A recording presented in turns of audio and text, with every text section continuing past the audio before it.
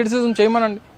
ఇదిగో ఇది జరగట్లేదు, లేకపోతే ఈ పాలసీలో ఇది ఉంది, లేకపోతే మీరు గవర్నమెంట్ రాకముందు ఈ మాట చెప్పారు, ఇది చేయలేదు, దీనికి సమాధానం ఏంటని అడగమని చెప్పి తీసుకొడతాను, మక్కలు ఎరగొడేస్తాను, లేకపోతే అది తన్నేస్తాను, ఇది తన్నేస్తాను, నడుము ఎరగొడేస్తాను, ఏమి మాటలు నేను. మరి ఇలా అన్ని జగన్మోహన్ రెడ్డి గారు నోటుకు వచ్చిన మాటలు మాట్లాడితే ఉత్తరాంధ్రలో సాఫ్ట్ గా ఉంటది నాయకుల లాంగ్వేజ్ గానీ జనం అది సాఫ్ట్ గానే ఉంటుంది, మాది అలాగే ఉంటుంది. కానీ మీరు ఈ మధ్య పరిగెత్తించి కొడతాము, ఉరికిచ్చి కొడతాము అంటే ఒకటి సందర్భం పరిగెత్తి కొట్టడం అనేది మా దగ్గర మామూలు పరిగెత్తి కొడతామని అంటుంటాం. మా ఉత్తరాంధ్ర యాస అది కామనే.